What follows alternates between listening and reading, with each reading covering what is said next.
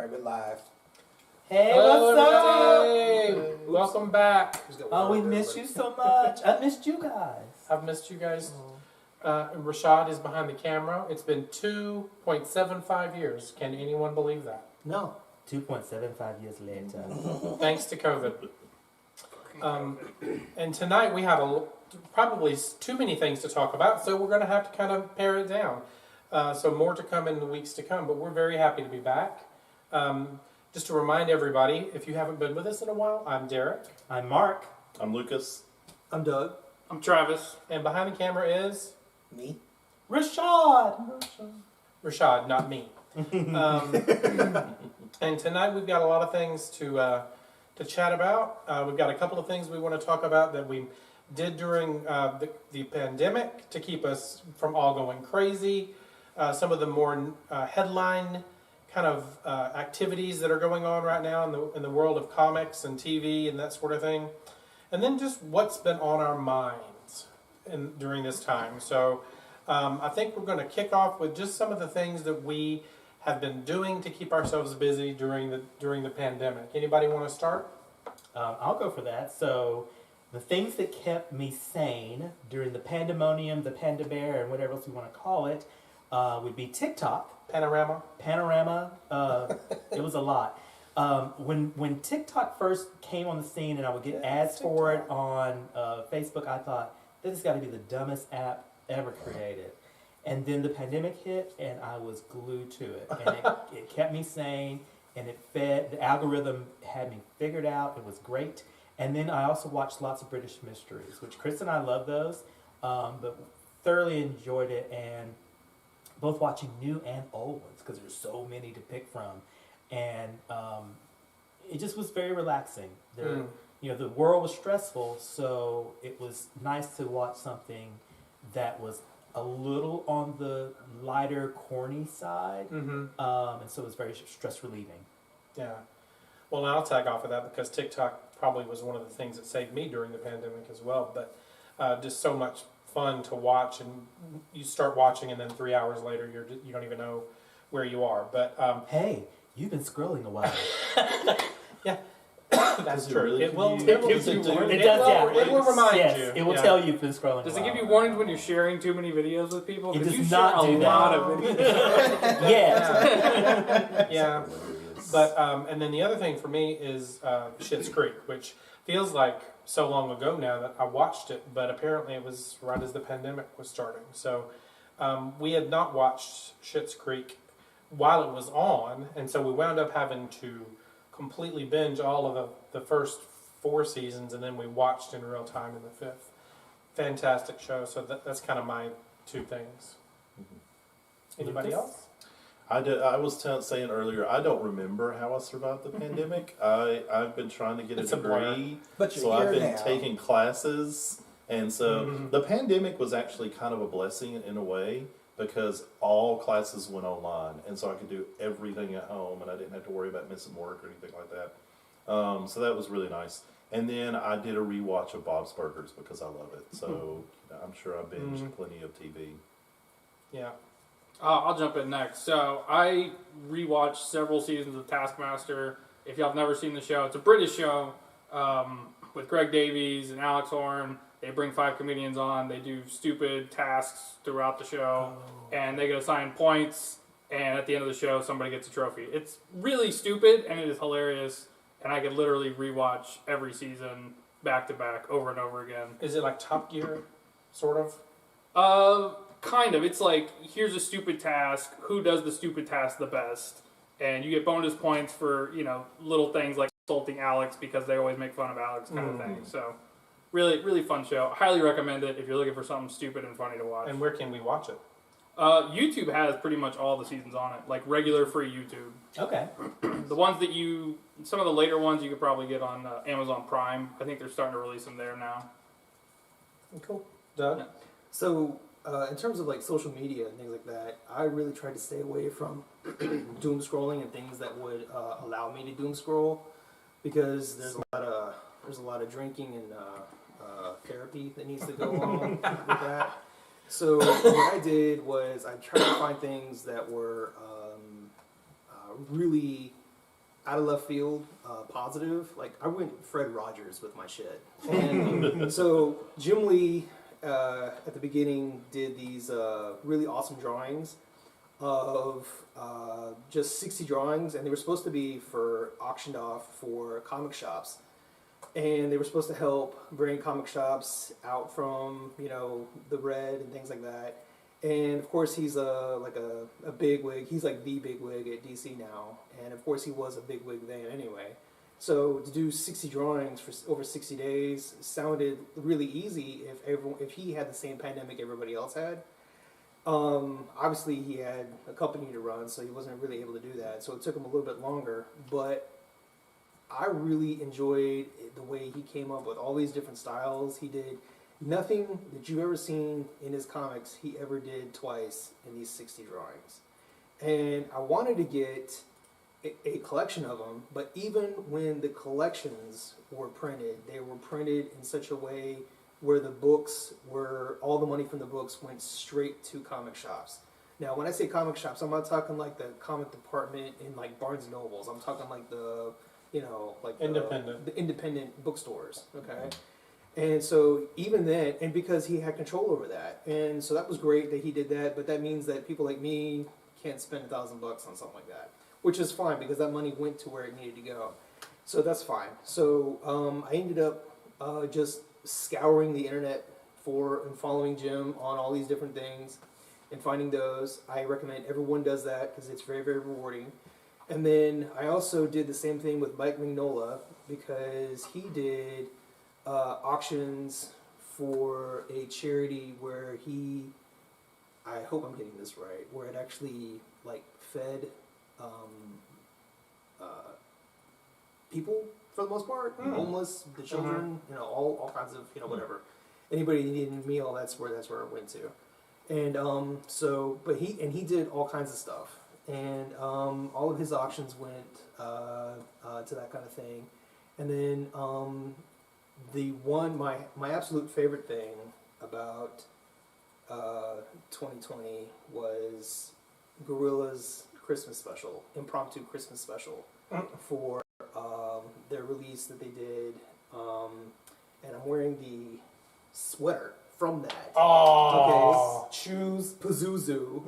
Okay, all right, and you all need to like YouTube that shit after we get done here, and watch the acoustic set at the end, and you'll see the best Christmas tree of all time, topped with the best upside down cross known to man.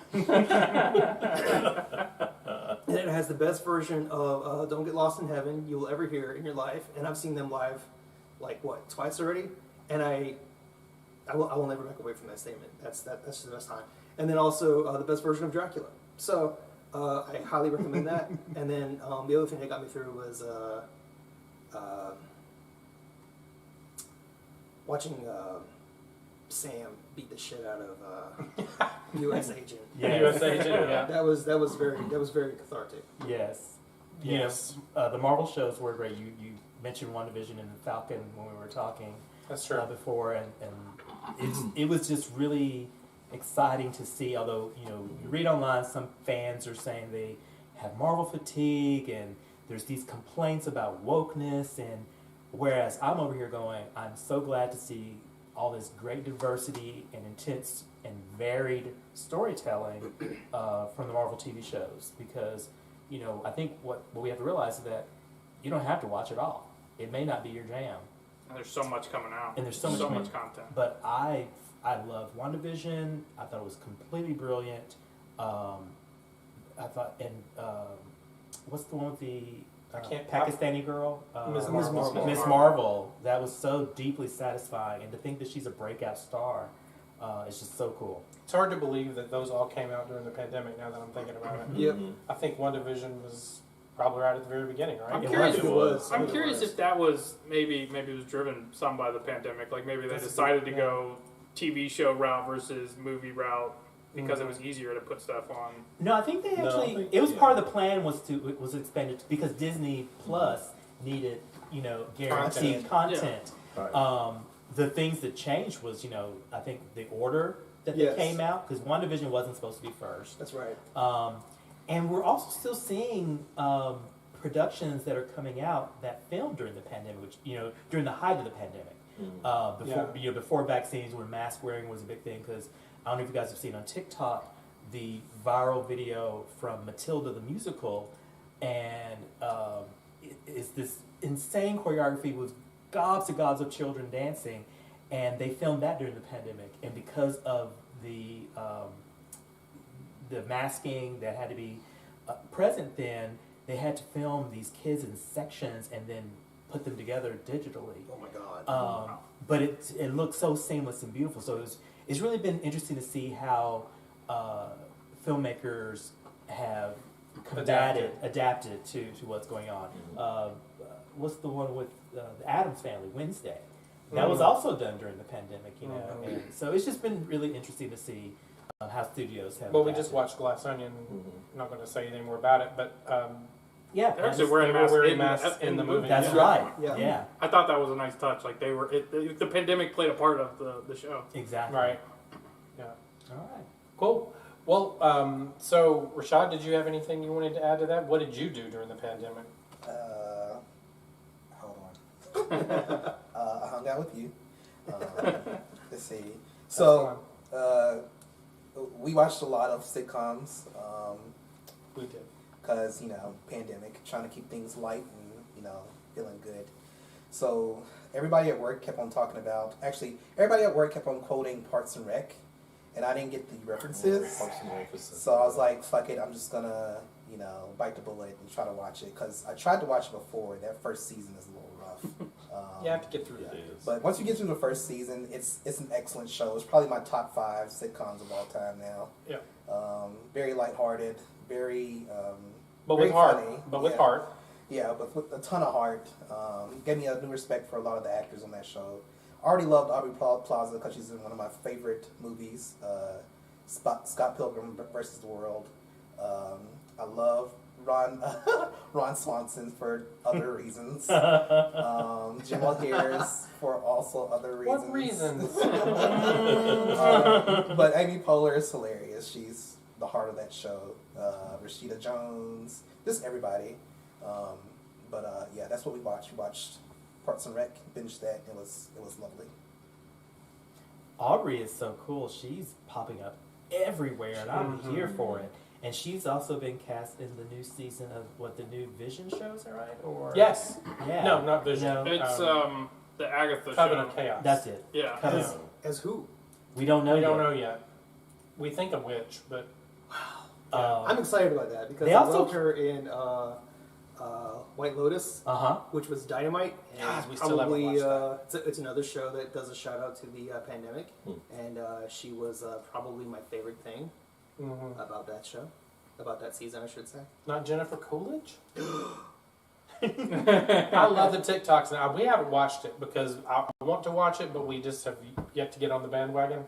But on TikTok, that the saying she did in the movie in the show, these gays, they're trying to kill me, which is totally hilarious. And she's talking to a guy who does not know English, and he's old and he's Italian, and he goes, "I'm the gay."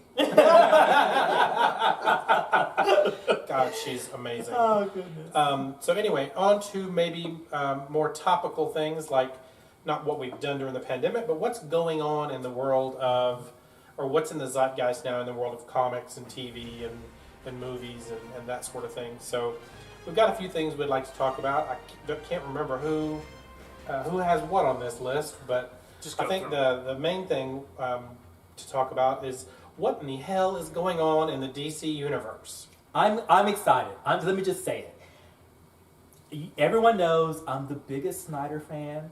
I hate when people are like, Snyder fans are so toxic. Well, all fandom is toxic at this point. But James Gunn is doing what he needs to do. I am going to dearly miss Henry Cavill because he was the most perfect Superman. But to move forward as a creator, I get why he's just going to scrap everything and start fresh because, But Ezra Miller, I Yeah, mean, that was a joke.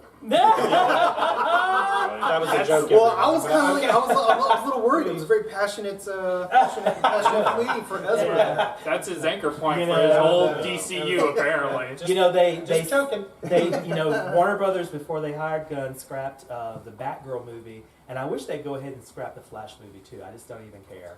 But it's gonna be so I'm good. telling you, they're though. using the Flash movie to set everything up. They have You to. don't have to Well, do that, though. But I don't think You they don't You have can to. literally just say, No. we're restarting from scratch. I know. Scrap it all. And they were going to do They that gotta initially get because some money back. But I mean, It was Well, going- it was- supposed to be that movie. yeah, the Flash movie was initially going to be a multiverse movie, and that's why they were going to bring in Keaton's Batman and do all this other mess. Yeah. But I just don't even need it. You know what I think? I think the producers over at DC watched Loki, had a couple of shots, flipped the table, and said, "Fuck it."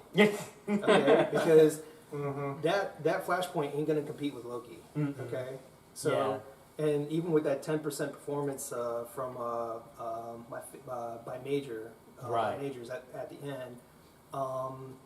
I love him. I wish he was not playing Kang. I wish he could get. I wish he could be something else besides Kang. Yeah. Me I too. wish they could make him be God, because if he's Kang, then he's got to be all these other guys too. So we will see him as these other things, okay? Because he can do that. Are you jumping to MCU now? He did jump Yeah, all the I'm way to totally the- confused. Hold on. Totally Hold on. I'm still talking about Okay. DC. I'm still DC You producers. still got the thread. Flip Leave it. it- leave it be. Exactly. Go for it. Go for it. So like I didn't jump the shark. So DC producers flipped their table, had their conniption fit, did all the coke in the room, and then said, all right, Hire let's two hire people.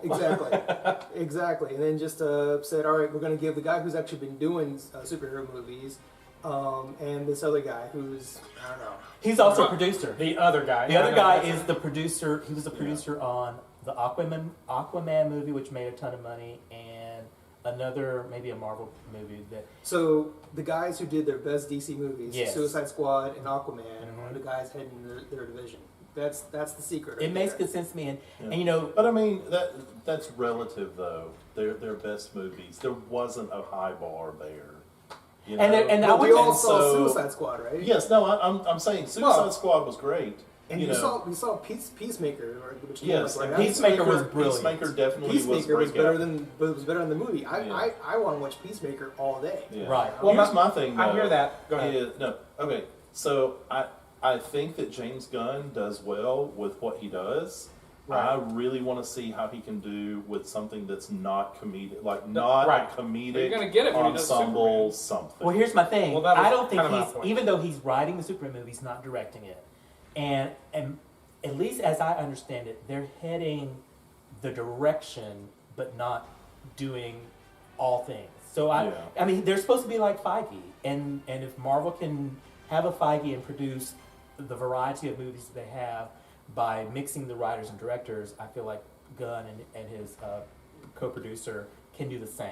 I hate that none of us remember his name, but I mean, But I he's just- a producer. yeah. It's okay. It's saffron. there we go.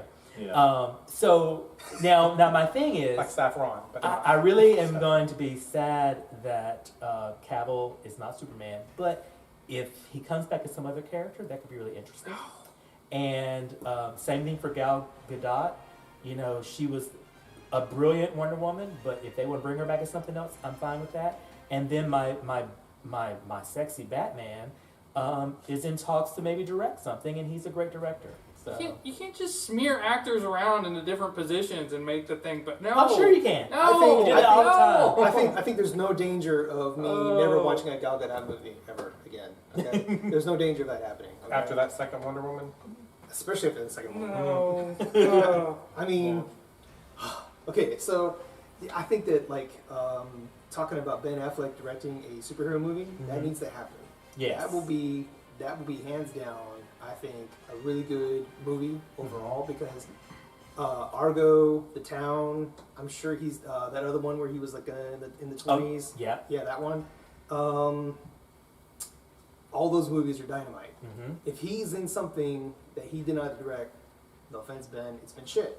Okay, unless it's been come back from the abyss at the behest of a million fans and pump more money into it. Those movies never really are great. Okay, but that that really breathed in new life for his Batman, was having that Snyderverse Yes, the version. Snyder Cut was great. The other thing that I'm excited got a and movie by hopeful himself. for regarding DCU's Gunn is his response on Twitter. He is very clear. He's like, we're not going to please everybody. Fans, stop being crazy. Trust the process. You know, he knows the pressure.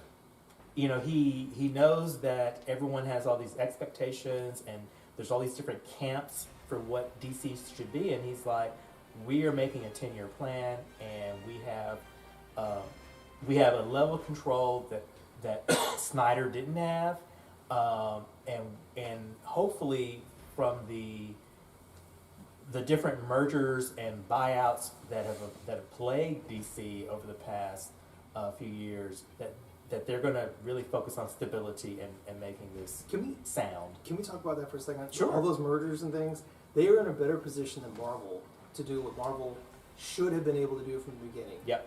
Because Marvel didn't have Spider-Man, they don't have Fantastic Four, Mhm. they don't have. They didn't have the budget from Disney in the beginning. Yep. No, They didn't have the X-Men. because Disney didn't think it was going to last. Well, today's story that popped on the news was an interview with Robert Downey Jr., where he said the first Iron Man, Marvel didn't expect it to be successful. That they gave them a lot of creative freedom because they also did the financing in such a way that if it failed, they could easily write it off. Like he essentially said they didn't think it was going to do anything, and now we look back as what this great thing has started. The other frustration I see when people compare DC to Marvel, they act like every Marvel product has been great, and there have been some stinkers in there. You know, sure, they've had a sound plan. Thor. They have 3 or 4 The Thors were world. bad. You know, 2 or 3 Iron Men were bad. You know, so let's just let's be real about it. So that's my opinion on Gunn. That I'm trusting him. All I'll say is I'm giving Gunn, I'm doing him a favor by keeping my bar for DCU at ground level, so he can only go up from there because True. I have no faith in this new DCU at all. I'm I don't sorry. even have a bar. It's only at ground level because I can't push it down into the earth any further. Well, it's got to go up, right? I really you have gotta no look at it that faith way. in his ability to be able to do Superman. I really don't. I'm still the Ta-Nehisi Coates. Ta-Nehisi Coates. There we go, that one. Coates. I want to call it Coates. That's okay. fine. So Coates and what's his name's project? The guy who did J.J. Abrams. Coates and J.J. Abrams are still doing their Superman. So I'm looking forward. Wait, J.J. Abrams is attached to that Superman? I didn't know that. I like J.J. Abrams movies. You don't like J.J. J.J. Abrams reinvented the red shirt for everybody. So I feel that we're going to give him some credit. Yeah, I'm a fan of his Star Trek you movies. still have the Jar Jar Binks. No, not Jar Jar Binks. Oh. He didn't have anything to do with Jar Jar Binks. You're thinking Star Wars. He had that. He was the new Star Trek. movie. Wait, who did the? J.J. Abrams made 2 of the 3 of the new Star Wars Okay, movies. now Star Trek movies. I didn't Star do Wars. this. Yeah, no, he Okay. did do new Star Oh, Wars. he The Star did do Wars that. sequels. I forgot about He did those that. absolute pieces of yes. Yes. Oh, that's right. That's right. That's Well, a- I like him from that's Star a biased Trek. opinion. That is not a biased opinion. That's just that is weirdness that is coming from the couch. objectionable. And I also, Oh boy. I also am still a huge Here we Alias go. fan. Alias was one of the best TV shows ever. I'd say I never watched Alias, so that's okay. Especially Jennifer Hey, Garner was look, everything. like he started Lost, so I'll give him credit for that. You know, he was. Yeah. Well, the writer's strike ruined Lost. Writers, Didn't it, yeah, though? we could talk about Okay, that so See, sometime. I always used to so- joke he was Jar uh, Jar Abrams. Yeah, no. Anyway, Well, sorry. I want to bring it around for just one more further thing on this DC All right, thing. that's it. How do we feel any of the changes, because they've canceled a ton, but how do we feel it's going to impact the new Batman that came out that was so quote unquote popular? They're already, In they're certain already working circles. on the sequel. well, aren't they? the Batman, the a Batman different and universe. the Joker Well, are going to continue to be produced, and they're not going to be at all connected to Guns. So they're elsewhere. They're They're Elseworlds, Elseworlds. which Yes. Which means Which throwaways. I'm excited for the Joker because I Yeah. think the Joker was great. Joker was awesome. I don't necessarily think they need to do a sequel. I don't but know. I don't know how I don't they're know gonna if do a they can sequel to it. strike. I don't know if Right. lightning can strike twice there. But Yeah. Hollywood's gonna do With it. Joker? Warner Brothers is gonna do Yeah. it. Yeah, Wait, I'm cautiously optimistic Is- for a sequel. Is I'm Joker really- the second Joker is supposed to be a musical? From what I've heard, is that true? What? No. What? I heard there was I don't some. There know. was some. Okay, I gotta look this up. I mean, Yeah, if look that it's- up. If You know, I you could- believe stuff that's weird. the way I do, but the way that could work was if it was in his head, like if it was all in his head, I was yes. because he is He's like crazy. Gaga He is crazy. Yeah, he is Gaga crazy. is in it? He, She yeah. plays. She plays Harley, Harley Quinn. Quinn. Yeah. yeah, the DC universe might be You getting know its that? first musical and the Joker Yeah. She's sequel, gonna Joker play Harley 2. Quinn. And now I'm But what's down the to clown, source? man. Yeah. I'm all about this movie. Yeah. this I movie is don't gonna be know, dope. Paper Mag something. I don't know. It's the first thing that popped up on Google. Yeah, I don't always trust everything I read online. Yeah. All right, we want to move on to the next news. Yeah, let's. Yeah, we can move Producer on. says move on. So anybody Let's not wanna- spend too long here. Let's just like touch This one will be and- quick. Has anyone seen Avatar 2? No. Way of No. Water? Does anybody want to see Avatar? No, No. no. Nope. Okay, moving on. Yeah. Any other comments on Avatar? Nope. Okay.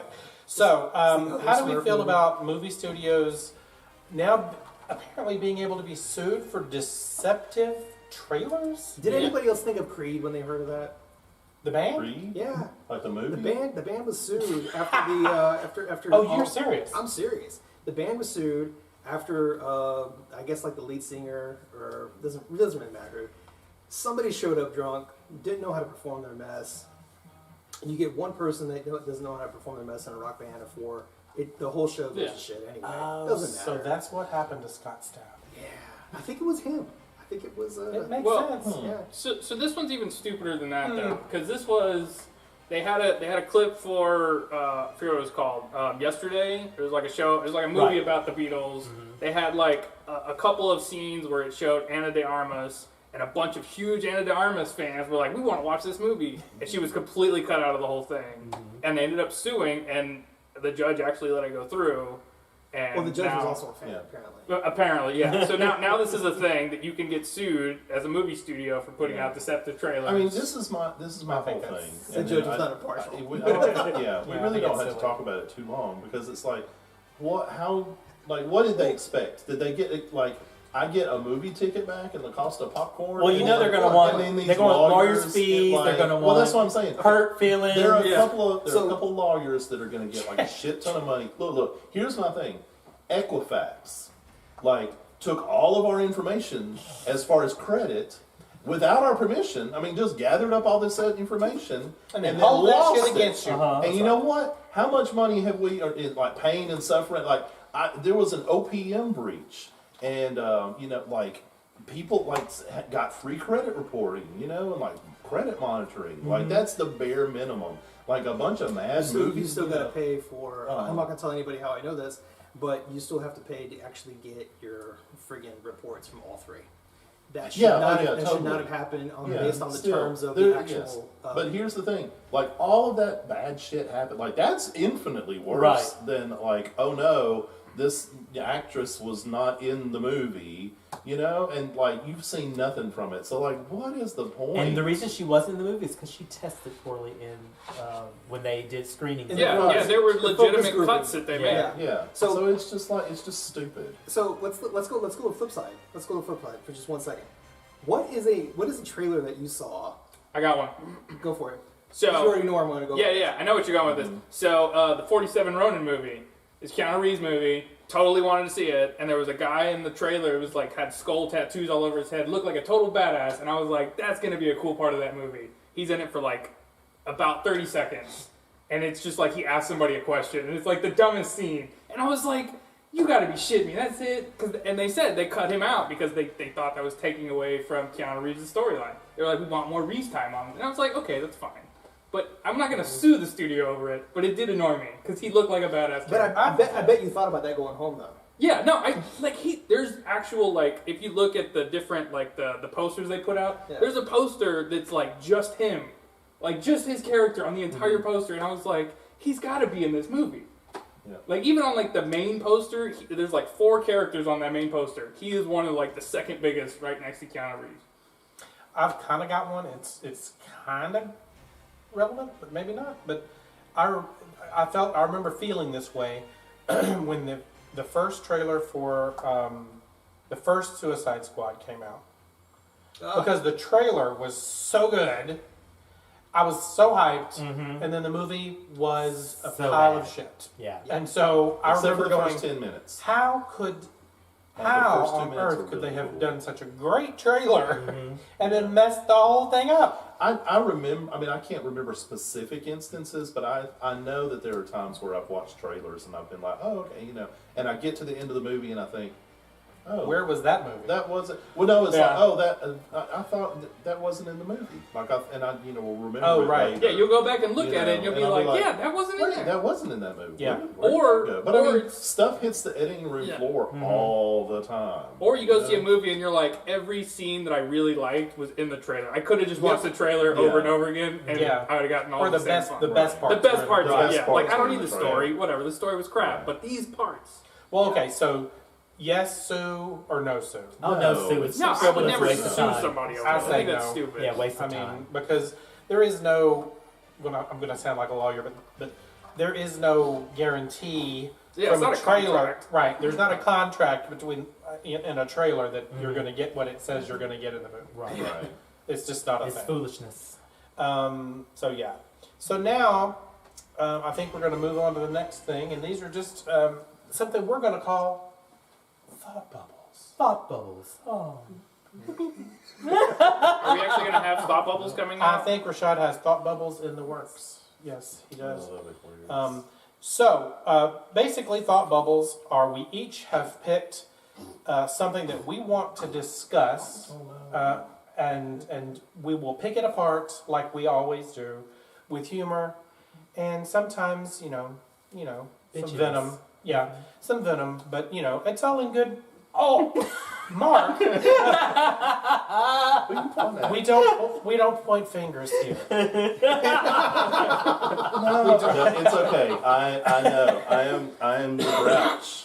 I'm the token Dorothy of the group. I will bitch about everything.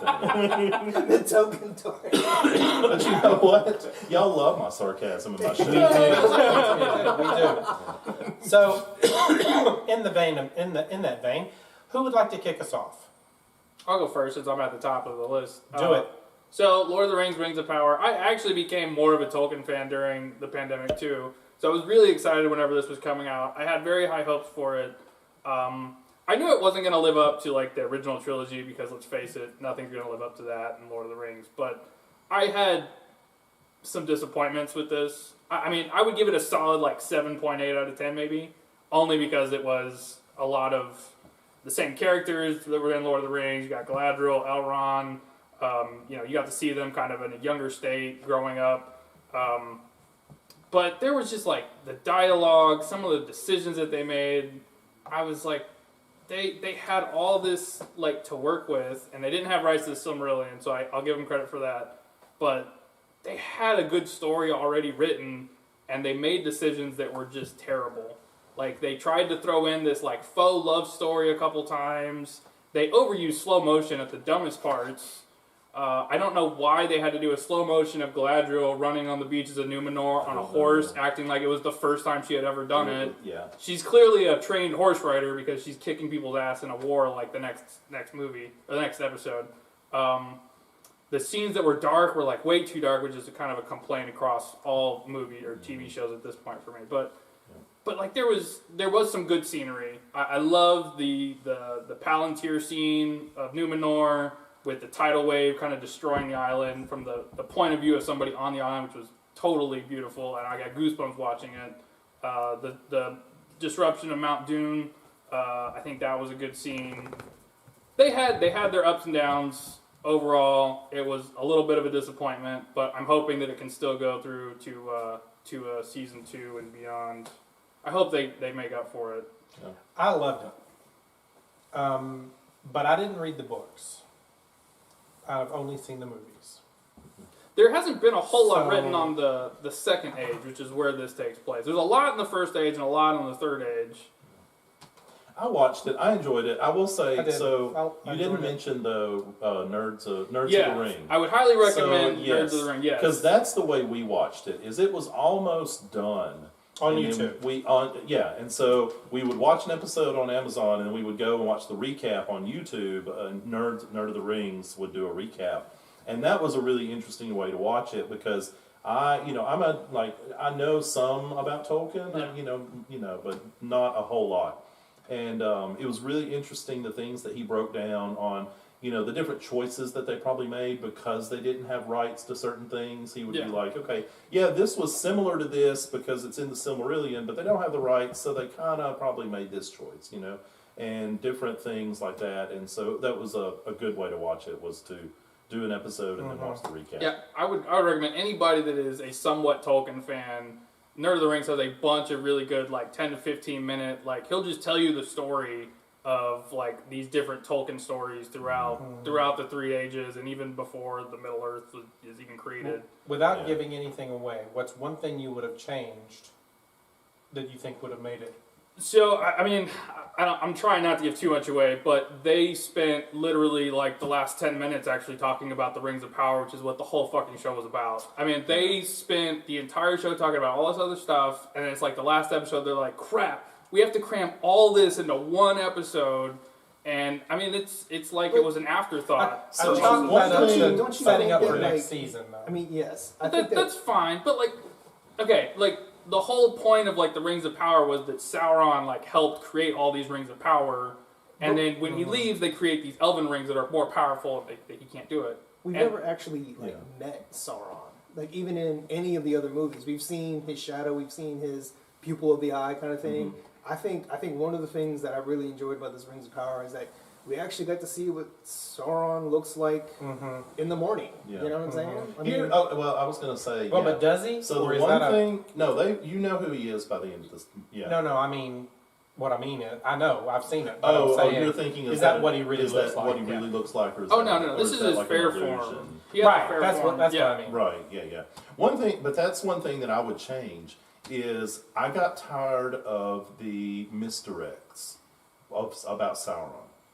Because it was could this guy be Sauron? Oh, could this one be? Oh, And then also, it's who the wizard is, who the old and that they haven't really revealed that yet, but they've leaned heavily into things. No, I'm going to go back. I'm going to call back to I know I didn't want to spoil too much. Yeah, but to call back to Lost, one thing that is interesting to me is, I read an article about Lost years and years ago because I was a huge Lost fan. And the reason that Lost worked versus all the clones that came after is when audiences watch, they don't mind knowing more than the characters do. And so the thing about Lost is there would be secrets, but then you would get the flashback and get the reveal, and then you would see what was happening on the island, and you'd be like, "Oh, wow, that's interesting." And so they hid things from you, but then they were revealed. But then other ones, it's like they wanted to play oh, hey, did you hear about? Oh, no, we're not going to talk about that. Oh, did you, oh, that person over there? Oh, no, never mind. Don't look at them. And so it's frustrating because it's it's not that. You're in on a secret. You're being secrets are being withheld, and for too long, And so that's one of the things about the Sauron thing. I think it would have been more interesting had we known the whole time. Yeah. Had we been somehow we had gotten some sort of audience only reveal, and then throughout season 1 we could see him working. That's the whole point. So that was one of the decisions that I think they missed because they had. Yeah. They had an option of, we're going to play this deception game, we're going to not let you know who this guy is. Right. Or, we can have him be Anatar, his fair form, whatever, and be, deceiving the people around him for this entire season and building up to the ring. Yeah. But there was a thing, there was one thing that he said at one point, and I figured it out the next episode, that he was going to be who he was. And I'll tell you later, because I don't want to spoil, I don't know. Who hasn't seen it that wants to see it? People potentially out there. Well, wait, don't we have a spoiler alert warning? I think that one of the cool things about the misdirect was that those misdirects actually told you about the other quote unquote. I hate using this word, but it's the other races in that universe. Yeah. When you had to focus in on the major misdirect for Sauron, you had to learn about how elves and orcs are similar, where they come from the same place. and that they're actually manipulated to hell and back, Yeah. that kind of thing. And so you actually got sympathetic with that. So you it's kind of like when, okay, I think a really good example. This may actually be even worse, but just firewalk with me on this one, okay? Frank Miller had this really cool way of doing a hierarchy of like goon, strongman, villain, and all that in all of his Sin City stories. He did it in Batman and Daredevil, but in Sin City it's perfect because Marv was always the equalizer. Okay, Marv was always the equal sign. So if you had somebody that could beat Marv, and Marv beat that person, you knew who the hierarchy was. Yeah. Okay. It's like getting dwarfed. Yeah. I said So that earlier. Yeah. I think that I love that like term. what, It's like, yeah. by doing the misdirect, everyone knows how evil Sauron is. So everyone needs to appreciate what the evil actually is, and that separates it from all the other movies associated with different IP, because Amazon has to do its own thing. They have to recreate the wheel when it comes to what evil actually looks like in Middle Earth now. Right. They can't just rely on somebody else's work. Okay, so I think that was like part of the misdirect, and I hear what you're saying, because that did get annoying, but we already know who Sauron is, and we already know, evil this and evil that. But learning what it was like to be an elf, and then learning what it was like to be an orc that was an elf, you needed to know that before you watched this spooky guy out of, BFE, formerly known as, Mordor, Right. to I don't know. It's just this guy You think in it left helped the field character totally. development. Yeah, exactly. And it just helped move things along for me in terms of like theme, that kind of thing. Am I the only one who was kind of sad that because I like that the other character? Yeah. Because I was like, damn. You liked? Oh yeah. Yeah. I kind of I mean, I was like, leaning towards him pretty early on in the series. Oh, were you? We were talking about I it one day. I but I knew was- he was one of the contenders, and then, like I said, I figured it out like a couple of episodes. I was actually upset because I was like, I was like, dubious motherfucker. Yeah. So there is a fan theory about that character might actually be alive somewhere else because we don't see him for some parts, but I don't think it's true. I think it's just wishful thinking. But that would be some Sauron shit to do too, Yeah, Yeah, it was. just like steal somebody's body, like Yeah, you I see mean, him on that's the like- battlefield, that's like, like- hey, that's I'm gonna like- look like you. That's like some real Stefano shit from General Hospital. Days of Our Lives. Days of Our Lives. Okay. Bring Do I back get points for old knowing who stories. Stefano was? I mean, yeah, okay. So, I guess not. Mark, do you want to? What's your thought bubble? My thought bubble is, let's talk about James Gunn. I mean, is it James Gunn? Haven't we talked that Quentin to death? Right? Well, You're bringing it back to DC. I'm bringing it back. I'm bringing it back. Go get some water. Do it. Because as people know, I'm a DC fan. I enjoy Marvel, but my blood runs DC. And one of the rumors that have come out is that he will be basing a lot of the 10-year plan on Justice League Unlimited and Young Justice. And those are two animated properties at DC. And anyone knows, I hope that's true. DC's animated stuff is really brilliant. And It's the best thing they do. Actually. Really, But and- let's just call it what it is. And what a fun coincidence is that before this announcement came back, I had decided to start rewatching Justice League Unlimited. Oh yeah. So I am, Justice League Unlimited is the third season of the Justice League cartoon of that series.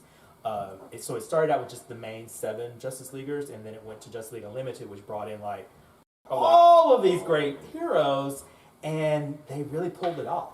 And so as I'm rewatching this now, and that cartoon is what, 10, 15 years old or something? It's old. Somewhere. old. Yeah. Those stories still hold up, y'all. Yeah, they do. Those stories hold up, and that's exciting. The other thing is that Young Justice, that's a 4-season show. I am such a fan because it also started with a very small cast, and then has exploded. Each season has gotten more complex, and and everybody's not a fan of the storytelling, but what I like about it is that each season has multiple main Stories. plots, Yeah. and then there's like a through line through it as well that ties it all together. And I just find that just really rich. And both JLU and Young Justice have deep and rich character development.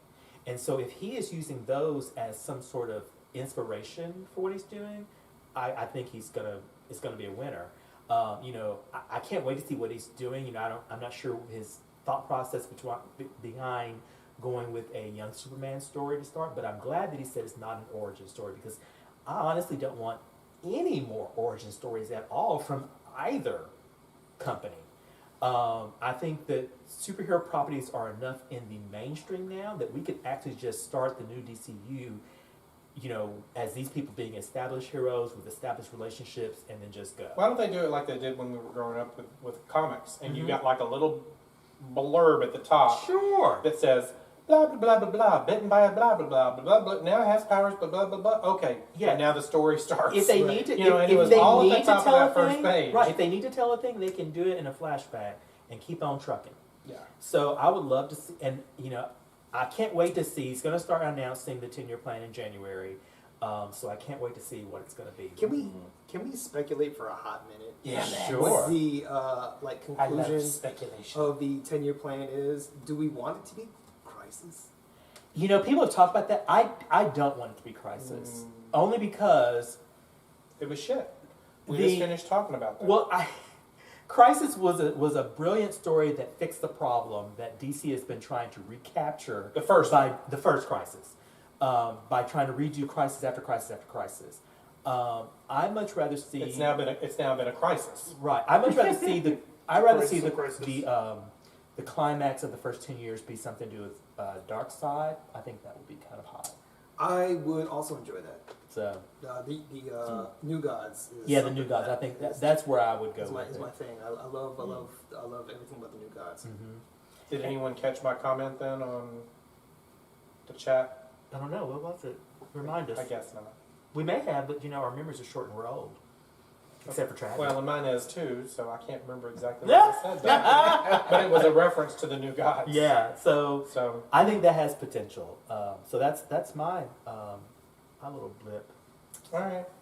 No, your thought My bubble. thought bubble. Yeah. Yes. All right, who? Lucas, Doug. I feel like I need to go last. Oh, I'm gonna help you out with that last. I need to last go point. last. I'm gonna help you out with Yes. that. All right, I'll go. But Oh, wait, it's you want to gonna- go? Yeah, we're gonna go. I mean- Let them go first, because we're gonna go for a while on the last point. Well, We've already gone. We're like when we get to the thing, it's gonna be like WWE. They're gonna have a When y'all go to Willow, I'll be like, I'm gonna go to sleep. They're gonna let Willow me go. thing. Yeah, you go. Let me go. Okay, so my thought bubble is it's a fairly recent show that has come out, and it looks like or it doesn't look like they are, but it's on AMC. We watch it on AMC Plus because we want to get to it as soon as we can. But if you have not checked out yet the redo of Anne Rice's Interview with a Vampire on AMC. It's part of a larger universe they're creating called the Immortalverse, and it follows with some beautiful updates. It follows Lestat and Louis in New Orleans, and if you haven't seen the first movie or read the books, you probably kind of know what it's about. If you don't know what it's about vampires and their lives and how they survive, and the lives they lead, the relationships they have, and how an immortal life really can mess you up.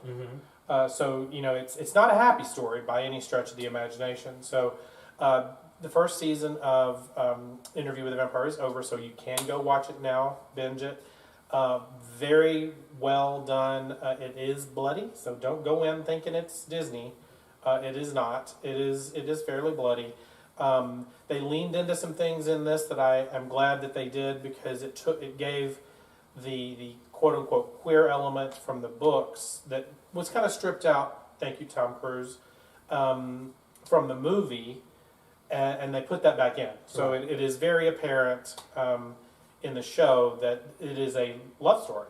a crazy love story, but a love story nonetheless between those two characters. And I enjoyed the ride. I loved every minute of it. And I'm really looking forward to the follow-up show in the Immortalverse, which I'll talk to probably in a little while, but The Mayfair Witches. The Mayfair Witches. So yeah, if you've not watched it yet, I would suggest you do. And if any, I don't know who else has watched it. Me, and I want to say Oh, I'm the hugest fan. Anne Rice is one of the authors that I actually enjoy in life, and I've been a fan of the vampire books for God decades. rest her soul. And some things I'm really pleased by are the fact that she and her son actually had a hand in creating these shows before she passed away. Yeah. Oh. So I think that's a key reason why, even though they took some beautiful liberties by doing a time jump Yep. in the story, changing the race of Louis, Yep. and Location of the writing. right, there's some beautiful things, but there's also very specific ties to what happens in the book. But because I think she and her son had such a heavy hand in the production of this TV show, it perfectly captures for me the true essence of who these characters are. And so as I was watching, I really felt it. And one way I want to describe it is beautifully brutal, because there's a lot of, between Lestat and Louis, it's kind of domestic violence at places, but they're really in love. There's Claudia, the child vampire, which by aging her up a little bit, made it less creepy, but still had the tortured nature of who she is, and then by changing the race of Claudia and Louis, it added another just deep level to it, and it just really made it beautiful. Brought it up to date a little. Yeah, and it's so beautiful. You know, New Orleans is like my favorite city, other than home, and seeing that there was also just amazing. What is that line? Savage beauty? No, what is? I'm drawing a blank on what, I can't remember now, but it's something like that. But yeah, because it is savage and it is beautiful. And are you thinking that French word, ugly beautiful? Yeah. Yeah. I can't think of what it is right now. Yeah, it's jolie something. But so I'm super excited as well for the Mayfair show as well. One of my friends who is a maybe even a bigger Anne Rice fan didn't like Interview the Vampire, the TV show, because of the liberties that it took. And so it's interesting to see for people who are fans of the book. I think if you're not a fan of the book, If you're not a purist, then if you're not a purist, you're gonna love it. I don't think that the changes that were made were so large that it took away from the story. I agree with you. Are He the did not. themes still? The themes are respected? the themes are on point. Okay. Yeah, so the things that they really updated were, in the original book, stop me if I'm wrong here, because I didn't read the book. Sure. The book was set, the interview that took place in the book was in San Francisco. And he references that because because what they're doing in the TV show is a second interview, They are. Yeah. and they are referencing the first interview, That's which one is of the in the book. changes. It's a re-interview. So it's like he gets him a few years later, and Well- it also is post-pandemic as well in the storytelling. So that plays into it. So it's interesting because what happens is Louis has already been interviewed by this guy when he was a young guy. And so, Which is in the book. which is in the book. Which is what the That's book's where the about. book is, right? And so years later, he's now old. Louis not, but he is. You're right. And he calls him back, and he's like, "Here are these tapes, these old janky tapes, right? Cassette tapes, y'all. Cassette tapes." Yeah. And he says, "Hey, I want to redo this." And he starts twisting some of the things, and he's like, "That's not how I remember this." He says, "Well, I'm giving you more. I'm giving you the real story now." And the other fun thing is that the reporter, who is the author that's interviewing him, has a MacBook Pro now, so he's doing it there, and then the time jump, as he's telling the story, he's telling some of the same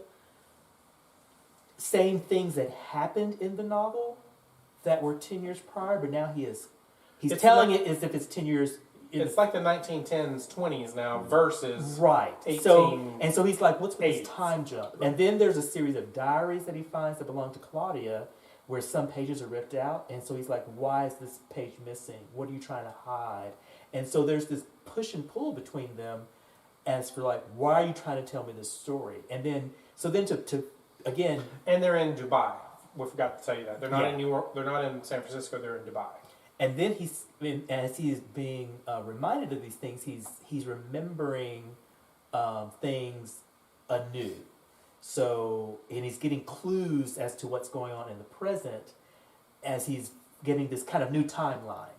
So, and the other thing that is And they talk about memory as a result of that, because they talk about memory and how memory over time, I thought was a beautiful. Yeah. I thought it was beautiful the way they talk about memory and how you think back on a thing now and you think of it this way, but you may think back on it differently later. exactly years later you'll remember different things. Your memory will change, etc. Yeah. And the other interesting thing about this series, because it already has been renewed, is that they can tell a whole lot more story based on the Interview with the Vampire novel, which is Louis' story. Right. Then the next book in the series is The Stop. Vampire Lestat. And then, Anne Rice's vampire books, there's what, like A lot. 10 or 12 of the vampire There's a lot. series books. So I wonder if the TV show continues to go, they have lots of source material from which to pull. Because they didn't even do the whole first book, so they Right. took the first book is not even scratched yet. Exactly.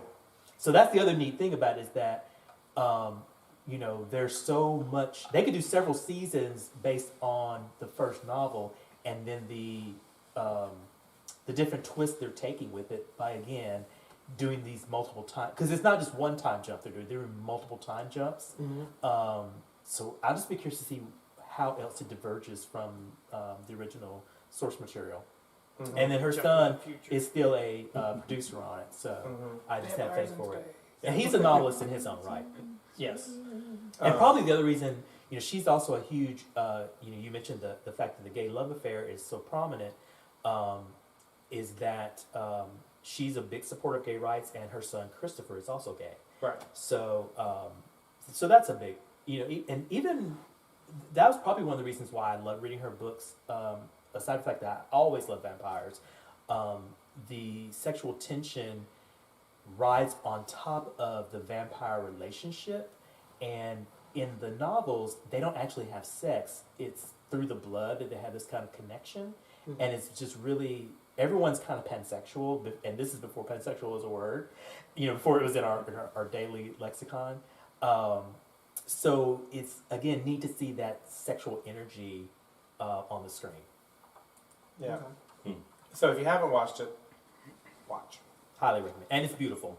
Yeah, it's very beautiful. So that's me. So I think it's down to y'all now. So well, let's You're gonna rock, paper, before scissors you now? get on your angry stuff, let's talk about the happy stuff. So let's talk about Andor and Prodigy first, and then y'all can. No, Doug Hey, still Doug's has got his his- thing. Yeah. Okay, Let okay. me do this and then Do that and then we're this, good. This is sad. Lucas is This is gonna be taking quick. us out on a This is gonna be quick. Yeah. I'm gonna take you a little highbrow, maybe. I don't know. Okay, so Aileen Kaminsky Crum just passed away recently. She is somebody who started the whole autobiographical comics thing that supposedly just recently started. And so she's been doing it since the early 80s. And I got this. One of the things that I noticed on top of the Mike Mignola stuff and the Jim Lee stuff, and noticing how everyone's doing, they were doing, all these comic book people, all these comic book professionals were doing artwork the way, if they were left to their own devices, were allowed to do. And absolutely none of it would be as polished the way it gets to us in comic shops or in bookstores. And that's something that I like. One of the reasons why I got this book is back in the day, you would get lithographs, you would get editions of lithographs, and there would be like 750 copies of whatever, and they would be numbered. Well, this particular comic is exactly like a lithograph. It's number 490 of 750, And so, oh yeah. Let's talk about that. Yeah, let's talk about that. Okay. No. This is the Aileen. Aileen's comics are not for anybody under. They're not PG They're not PG. So this particular comic was about how this particular family has moved to France, and it's real. It's their family. This is Aileen. This is Robert Crumb. This is their daughter Sophie. They all do comics. They all draw themselves in this comic. And this was $40. Okay. In 2021, I got this comic, and I'm sitting there and I'm reading it, and I'm getting pissed off at Robert. I'm being annoyed by the way Aileen draws herself, because she draws herself completely hideous. She chooses to do this. This is a choice on her own part, but she draws everything else about herself so intricate and whimsical and divine that she gets past. Sophie is a combination. Sophie is a great artist, but she's like her dad. She has a type, and if you know anything about Robert Crumb, he has a type. So of course his daughter has a type, which is mixed martial arts wrestlers or fighters. Okay. And so she draws in the middle of this comic. She just has studies of all these different things in color. Okay, and it's great. It's like a sketchbook. It's like a little point in like a painting, an old Renaissance painting, where you get to like rest a while before you go on to the rest of the painting. And it's great. And she is anti-COVID. COVID. She's they're all anti-Trump. But Bob over here is a classic boomer and doesn't believe COVID's a thing, does all these things. But in the comic, you find out why that's the case. And so as I'm reading this like 32-page comic, I'm getting all this information about this American family in France. And I'm at the beginning of the comic, I'm thinking, oh my God, they are those Americans. And by the end of it, I'm going, okay, well, at least they're in France, And then, so at the bottom line basically is that you actually understand where Bob is coming from. This thing was $40, okay? And I don't regret that. What I regret was looking at the pile of superhero comics next to me that were waiting to be read, that I felt like, was a chore to read. This thing pissed me off, made me happy, made me whatever, all the way through, gave me all the feelings, and it was $40. It was money well spent. And the one thing that I do love is that on the back cover, you have Aileen and Bob. And Bob loves Aileen. Okay, Aileen recently passed away from pancreatic cancer, and she's been a health nut her whole life, and that's one of the reasons why she was completely health conscious during COVID, which I did not know that was the main reason, because she's a cancer survivor, and so it was just really great. So if you have an opportunity to find this comic, even though there was only 750 of them out in the world, spend the money, get this, and you'll actually understand some of your boomer people. Even though Bob is definitely anti-Trump. So this book right here, that they were all giggling at, is supposed to be Aileen's best. Like, if you were going to be introduced to Aileen Crumb's work, this is the best way to do it. Her nom de plume that she would call herself in her own comics was Bunch. And within the first 3 pages, let me back up. So she does this thing with feminism where she doesn't talk about feminism, she just tells her story. And you pick up feminism as you go. And within the first 3 pages, she's actually raped. Mm-hmm. And so, but she lets the reader figure that out on the basis of everything. And the way she reacts to it is very much a sign of the times. The way that she draws and renders everybody reacting to it is very much a sign of the times. And that's only from, I don't know, she was a kid in the 60s. She actually, I got as far as her touching George Harrison, which was a great story. I love that. And, yeah, she has this This is the prettiest picture that she's ever drawn of herself. And she has such a bad mental image of herself, she actually transfers that onto herself in her comics. Okay, but everybody else is, rendered, pretty well. If you want to see a really good rendering of her in comic form, you need to get her. You need to get any of Bob Crumb's sketchbooks. He was drawing her all the time, and he was also drawing her thought bubbles all the time. All the comments that she wanted, like take the wrinkles out, make sure my butt looks cute, and all this stuff. So it's funny that she was telling him how she wanted to look, but when it came time to draw herself, she would not do any of that. So that's important to know if you decide to pack a lunch and spend a day with this. I highly encourage everybody to read. If you're gonna read something that's not a superhero, you should read Alien Crumb. How'd you hear about her? I heard about her. I've always known about her, only because there was a article that was in Bitch magazine about this superhero that supposedly came out of East Germany called Octobriana, and that's not the point. The point is that she was a part of this whole feminist group in San Francisco that was just doing comics and printing comics the way they wanted to print them.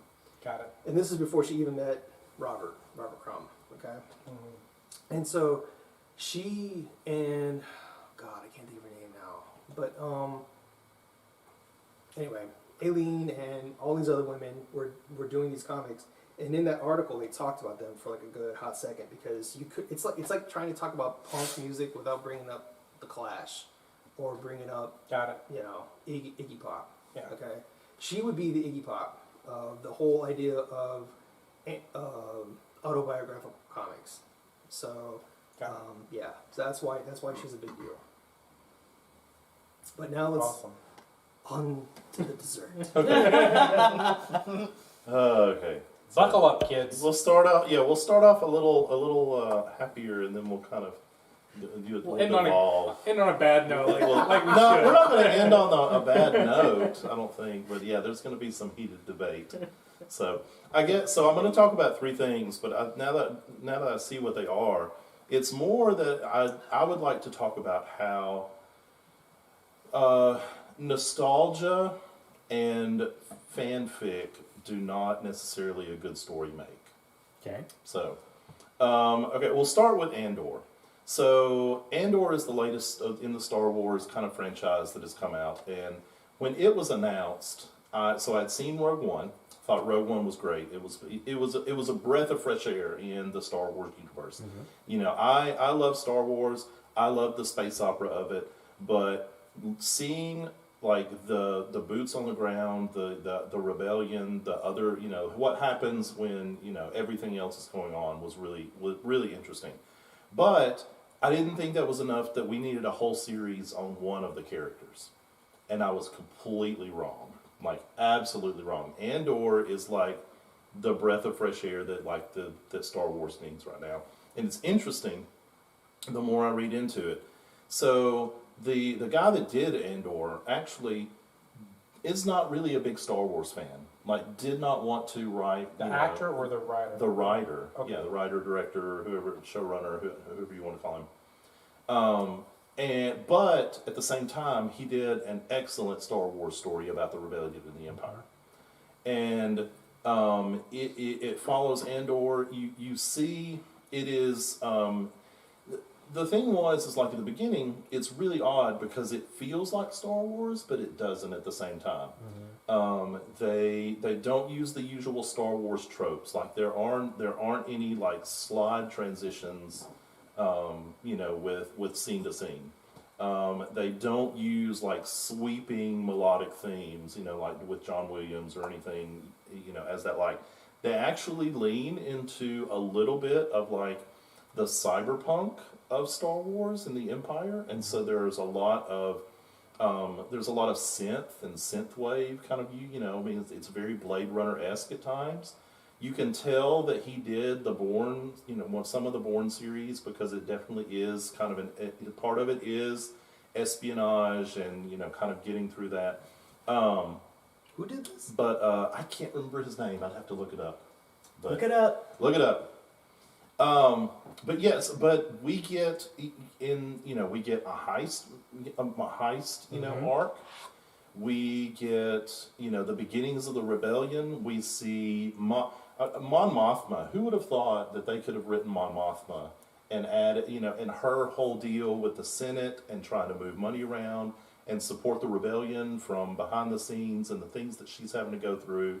Luthien is probably the best part of that series, especially the exchange that he does when the one spy wants out. Right. So there's this whole the dude comes up and there's the spy. He has a spy on the inside in the Empire, and he comes up to him and he's like, I'm out. I can't do it. And he's like, I wish that I could quote all of it, but he's like, I am creating sunrises that I will never see.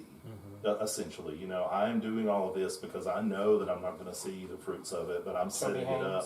Yeah. And so, you have no skin in the game compared to what I do. And I mean, it's just He was trying to talk about sacrifice. Like, Yeah, I got a wife and kid now. I'm sacrificing. He's like, I'm sacrificing you got everything. no clue, dude. You have no clue what we're setting was a up great here scene. and how much Tony I set Gilroy. in. Tony Gilroy. Yeah. Is the writer. Okay. So, so no. Now that, One of so, and I think what's interesting too is that it's reaching a larger audience because you don't like a lot of Star Wars stuff and you like Andor. Yeah, I was so excited to tell you that I was enjoying Andor. Yes. Because I don't like Star Wars at all. Yeah. Like, I've seen them all, and I've just been like, huh. It's somewhere from it's okay to I really don't like that. It's usually my feeling. Except for Rogue One, I enjoyed it the first time I saw it. And I was Yeah. like, this is great. So, and I tried The Mandalorian, and I couldn't get into it. I made a few episodes. I was like, I just don't care about any of these people. Yeah. Did you watch Westerns as a kid? I did. I loved Westerns as a kid, but I did not like that story. I don't like the pacing. He'd seen it too many Yeah. times. I don't like the pacing of it. I just didn't care about the characters. It was just irritating. But we just were bored, and we said, let's try Andor. And the first episode, Chris was like, this is kind of boring. And I was like, yeah, it is kind of boring. I said, oh, let's try Andor. And by the third or fourth, we were both hooked. And I was like, this is so satisfying. It's Yeah. so delicious. And it's for all those reasons that you said. And one of the favorite things that I liked about it was you have this one bad guy who is essentially a bad cop, and he just does awful things. And he has to go home and live with his mom at one point. And somehow she's worse. You have sympathy for him because she's so awful. And he's part of like the fascist regime Right. that's taken over He the is galaxy. the bad guy. And all of a sudden you're like sympathetic toward him because his mom is so awful. And you're like, this is so well written, directed, and acted. Also, it was a beautiful thing to watch because you have these great set changes between the Empire that's so crisp and clean and antiseptic, maybe. It's very like Sterile. 2000. It's very 2001 like retrofuturism. I mean, Yeah. because that's when it was. I mean, it was in the 70s when it was originally came around. And so I they mean, kept that that was the whole thing. And yeah. they kept that aesthetic, which unlike when you see a Star Trek show and they do it, they update it in ways that I enjoy. This one doesn't do that. It keeps this really kind of old style, and so it's really clean in places. And then when you go to like a planet, it can be like just really dusty and dirty and grungy and cyberpunk is a great way to describe a lot of it. So it's these really beautiful contrasts in sets. And costuming. Some of the costuming is so rich. You mentioned the politician. Seeing those political movements, seeing the relationship between her and her husband and her daughter and her sister, and how all that's unfolding in the bigger story. It's just it's a show that I'm excited for season 2. Yeah. So deeply excited. Which season 2, like that's going to be it because season 2 leads up to Rogue One. Right. So there's a lot of different things that'll be interesting to see in season 2 come about. So, but yeah. So compare that or contrast that. Compare, contrast, whatever you want to. to Obi-Wan. Obi-Wan should have been an absolute like hit it out of the park, and it was the biggest like fanfic story that I was completely disappointed in Obi-Wan. The writing was bad. There were lots of moments where things happened to like drive the story forward. Are you already angry? Did you enjoy Obi-Wan? Yeah, he enjoyed Obi-Wan. Can I just ask, I don't want to go to Obi-Wan yet. Okay. I just want to ask, raise your hand if you like Andor. Yes. Just go ahead. Okay. All right. Raise your hand. No, keep them up. Okay. Keep them raised if you also like Battlestar Galactica. Which one? Doesn't matter. The new I like them both. I, So mean, I like what I saw. I haven't seen Andor, but I didn't love see all Battlestar of it. But Galactica. yeah, Okay. yeah. All right. Either one. Battlestar Galactica. he's probably too young He to never watch watched the one. one. Yeah, he doesn't know the Okay, first all one. right, Sorry. all right. I want you Watch- to feel, I want watch you the to feel newer one. included on this. That's okay. Yeah. This census. Who else liked? What's the other one? Babylon 5. Babylon 5. Oh yeah. Who- Babylon 5. Yes. I never watched I've it. seen all of Babylon 5. Okay, Yep. there it is, right there. That's my thing, right there. Yeah. That's it. That's all I had to say. That's all I had to Thank say. you for coming to my TED Talk. Yeah, I'm done. So Thank wait, you. what- Appreciate it. Okay. And thank you, folks, for joining. But But I also like Farscape, so that's not. Oh, Yeah. Farscape is really good. Farscape is different though. Farscape, yeah. Yeah, I was just going. Let's just go for another, big Yeah. science fiction-y so show. wait. So Everybody I know, the first 3 episodes put them to sleep. Okay. Of Andor? Yes. I will say Really? They didn't need pills to go to sleep. They all just put Andor on. I'm not. That's not hyperbole. I'm serious. You're right. No, you're right. The first 3 Yeah. episodes were like, this is kind of No, boring. this is what they did. It wasn't that And bad. I agree with that. Okay, because hold on. They released the first 3 at the same time, and I know why they did. Because if they had only released the first 2, I would not have started. I wouldn't have finished it. Yeah. Bingo. All right. Hey, Bingo. hey. What about WandaVision? We heard the same Whoa, complaint. whoa, whoa, whoa, whoa, No. whoa, whoa. We heard the same complaint about That's my girl, dude. WandaVision. No, No, he's not saying mouth. I'm No, not he's not saying that's how he I'm felt. not saying that's how I'm saying we heard that about WandaVision, and everybody was talking about how slow the first 3 episodes People were. just didn't know their And then- old tiny television. They did. But that's the That's thing. the point. But the still, other thing, too, that doesn't culture. matter. They didn't stick only with it. those who didn't know.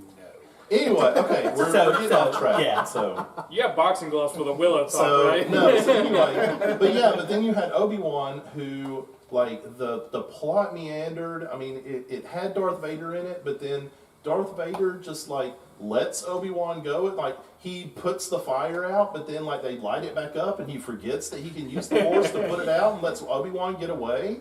And It had every reason to succeed, but it failed. It did. And I mean, I literally recognized some of the scenes. Like there's the fight between Darth Vader and Obi-Wan. There's a point where Obi-Wan is like arms outstretched, all of these big boulders behind him, and he's about to throw them all at Darth Vader. I've seen that fan art online. It was absolutely copied. And for some reason, it just did not hit, So we have that. Then we won't go into Discovery, like we just won't go there. No, because we're talking about Prodigy. Oh, I see. I see how it is. Okay, Okay, we're gonna talk about Wanda. We ain't gonna talk about Disco. I like Okay. this. I like So this. anyway, Prodigy. so Just get over Discovery, it, hello, my friend. Discovery to me does not work, and I love Discovery. And our viewers have missed the many conversations that we've had online and in person You gotta taste. about Discovery. So, long story short, Cliff Notes version, Lucas hates Discovery and everybody else likes Discovery. But everybody thinks that Lucas does not like Discovery because of the wrong reasons. So anyway, I don't know if I think about what the reasons of this. so I mean, you we know think that I hate Burnham. you hate that Burnham. Because is- that's what you say every time you But open your I mouth about hate, it. no, I hate that Burnham is a Mary Sue and she solves everything by herself. She saves the entire universe. So you by like the character, you herself. just don't like anything she does. We to point out to you is She's a good person. It's on her show. every show. Goodbye. It was about Kirk. It was about No, it was not. No, Yeah, it Kirk wasn't show was about Kirk. Yeah. It was all about It Kirk. Any really other Star was. Trek series has been about the ensemble. It is not all about Patrick Hold on a Stewart. second, About Jean-Luc Picard. It was not all about it was Janeway. more about the Yeah. ensemble. It was not about the ensemble. Well, We're just- let's just talk about Prodigy. Let's leave Yes, Discovery yes, alone. yes, Yeah, yes, So yes. yes. So anyway, Discovery sucks. Discovery's no man's land. So Prodigy is one of the new Star Trek, kind of IPs or whatever you want to call it. It's on Nickelodeon of all places. So it was like, okay, I'm gonna go into this like thinking this is gonna be fun. It might be a kids show, but it's gonna be animated. But why not? Give it a try. Because Clone Wars, it started out for kids and it grew over time. Rebels was the same thing. But sidebar, the new Transformers that's on Paramount Plus. Has anybody heard of this? No. Oh, Wait. just don't look it up. Don't even do it. Is it bad? I couldn't even make it through the first episode. Oh, wow. It's As in awful. Transformers? Yeah, it's about Transformers. An animated yeah, it's one? Transformers. Yeah, it is. For Oh, one, animated. for one, it's very juvenile. It's way juvenile, that. but it's just dumb. Oh. The premise doesn't even make sense. It's bad. Oh, Just well. don't do it. Anyway, Prodigy absolutely turned into this wonderful ensemble show and had some real moments of anxiety and anticipation. The storyline could be contrived, but it's not. It makes sense.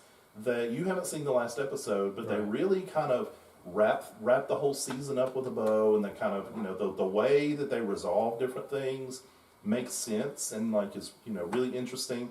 There were moments where I literally had tears because there was emotion there, and so it was a lot better than it had the right to be.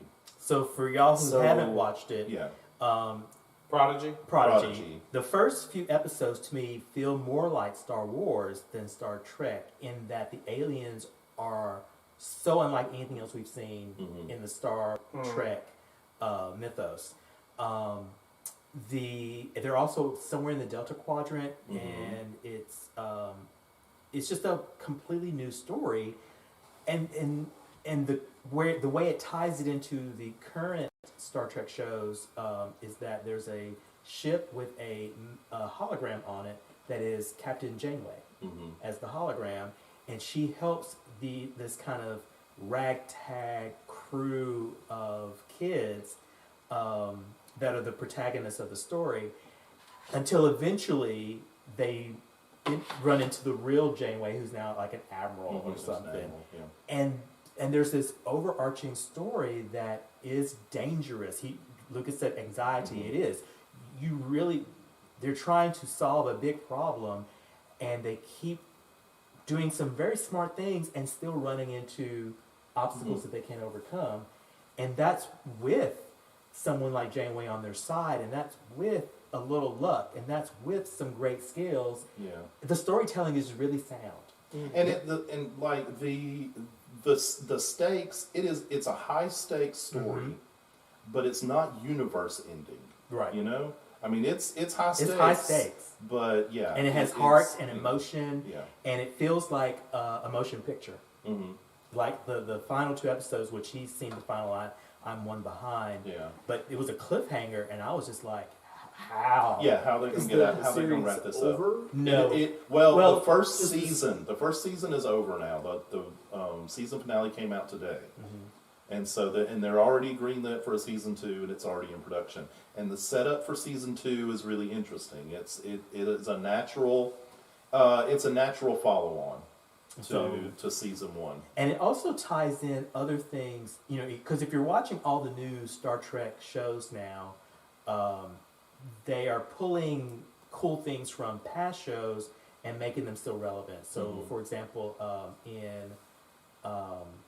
what's the one with Captain Pike? Oh, Strange New Worlds. Strange New Worlds, they talk about augments in that because the first officer is one. Well, one of the characters in Prodigy turns out to be Ends a up being an Bachman. Bachman. And then all of that somehow tied to Soong, isn't it? To Data and all those people? Mhm, yeah. Yeah, so it's neat how all that Yeah. continues to weave together in these really varied stories. Yeah. So I And will- they do have a lot of they do have a couple of Voyager callbacks that are really clever. Mhm. They're really well placed. Chakotay is and in they there work- at some yeah. point. Mhm. Yeah. There's some really I mean, kind of, yeah.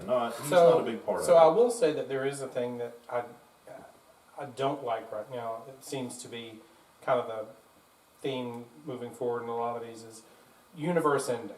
Mhm. Not every story has to be universe ending for me, Mm-hmm. and that is a bit annoying Yeah. because it's kind of like, okay, you just saved the universe last week. Well, luckily this one isn't How, universe ending. how did we survive Although it is, thousands Yeah. and thousands and thousands and millions of years? this one's just Federation ending. I'll say that much at least, but it's not Yeah, universe it's a threat ending. to the Right. It's a threat to the Federation. Well, that's different. And I think they just did it really well. It has high Yeah. stakes, as Lucas Well, said. and the reason that the reason reason makes is so sense, good. The reason is really interesting. Yeah. Yeah, but it is Federation that is really the one And there's that's just threatened. there's some great espionage in there. There's some really beautiful character development. Mhm. There's characters making really great choices. Yeah. A lot of self-discovery about different characters. So yeah. So my point is that it seems that the more they try to do some fresh stuff, we're getting some really, really interesting things. The more they try to lean into pleasing fanboys and writing fan fiction, and it just seems like it's just not working, right? So, and then there's one story that I just want to crap on, one show, because it could have been so good.